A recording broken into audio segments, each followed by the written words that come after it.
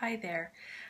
Before I get started, I just want to let you know that I could swear I recorded this earlier today and I just recorded it again, but it's not saving. So I'm doing it for the third time today at nearly 10:30 at night. Anyway, I can't say enough times how happy I am to have you here with me in this 7-day Wild Woman Journaling Challenge. Welcome. Today we begin, and leading up to this day, I could feel your discomfort and your fear disguised as resistance growing.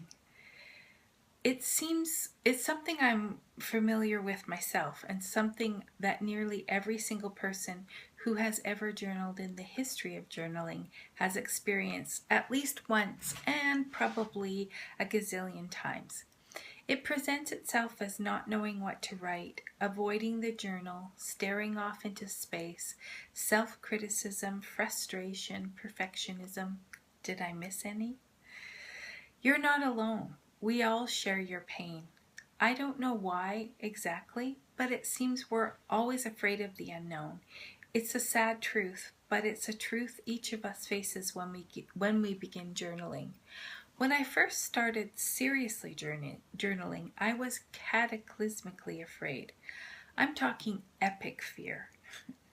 Even the sight of that journal was enough to make me avert my eyes like it was a wild animal on the verge of attack. And if somehow ignoring it, as if somehow ignoring it would make it not hurt. But it kept right on taunting and growling at me like I'd unleashed the hounds of hell on myself. I was so afraid of what I was going to find underneath the surface. What memories had I blocked? What if I really was sexually abused, as that psychologist intimated in the last session with her before I bolted? While the actual thing we fear always stays stagnant, never changing, never growing, our fear doesn't. It magnifies until the thing we most want to do is so big we tremble in its shadow. When you're afraid and envisioning all that might go wrong, the energy underlying your fear grows. A tiny flicker of anxiety can easily develop into a terror that manifests itself physically and eventually paralyzes you into inaction. Excuse my language, but I felt and experienced all of those fucking flight, fight, freeze reactions that fear does to us. And yet, when we walk through our fear, we discovered that the size and power we give it was largely out of sync, vastly out of sync with reality. Doing what frightens us can lead to great blessings. During the period before we face our fear, we may have to deal with a barrage of negative thoughts and emotions. Confronting our resistance to journaling head on will help us see that 99% of the time, the doing is far easier than the frightening scenarios we play out in our minds. And each time we confront the fear that's under the resistance we're feeling, we break it down a little more. If you do this, if you write in your journal despite your resistance and fear, I promise eventually your journal will set you free. It will become your greatest ally, not your enemy. And finally, even if you're not feeling fear and you don't think you're afraid, you are resisting something if you aren't able to write. Writer's block has been around for as long as there have been storytellers painting on cave walls. So let's rip the band-aid off and get this over with. You can and need to do this, and so here goes. Today's journal writing assignment is to set a timer to 25 minutes. Then start the timer and write. Write down every damn word you hear. Curse me for making you do this. Get really angry, cry if you need to, laugh if you want to. Just get through your resistance to journaling. It's that easy and that hard, but it will be oh so worth it in the end. I promise this is by far the hardest day, the day that you get started and put pen to paper. For the rest of the challenge, I'll guide you by giving you writing prompts that will help your heart begin to speak to you. Believe me, even if you think your mind is blank, your brain is constantly talking to you. It will throw up all kinds of crazy.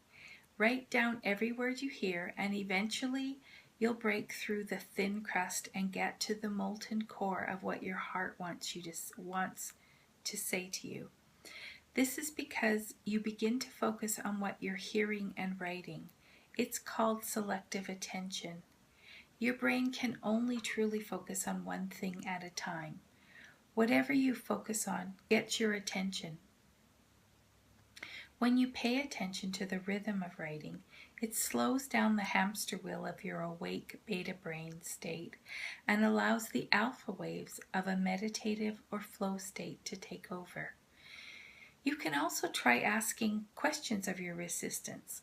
Try the go deeper question, what do I mean by, followed by whatever word it was that you heard when something pops out at you that you've written. Then follow your mind where it leads you. This will take you deeper and eventually to the flow state. Or ask your resistance questions like, why do you say that? What does this mean? Or, and then what will happen? And follow wherever it leads you. I believe the key to all of this resistance is to learn to follow rather than to trying to control. Control leads to criticism and surface writing.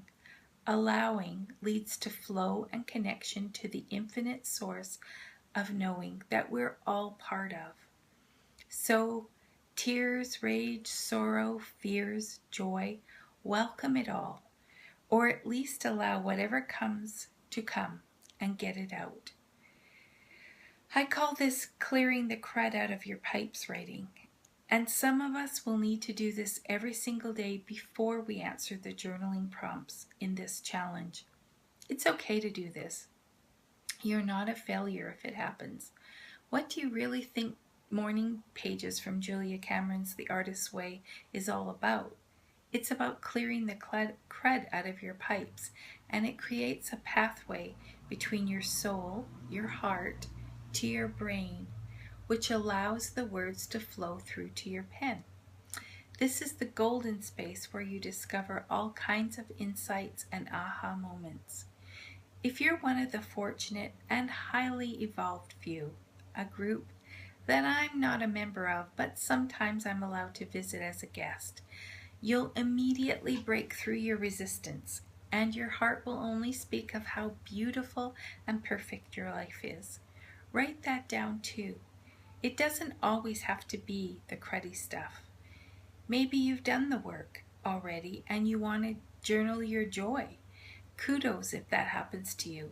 I'm a bit envious, to tell the truth. Just know that anything you write is exactly the way it should be and is perfectly perfect as it is. You may write a memory of a story, or write great heaping gobs of emotion. You may write poetry, a list of words, channel your soul, or you may start doodling. Welcome whatever comes, bring it up to the light, and then let it go. That's how you do it. As I keep saying, there's no easy button. But if you discover one, share it with me, please. So now, get to it. Set the timer for 25 minutes and go.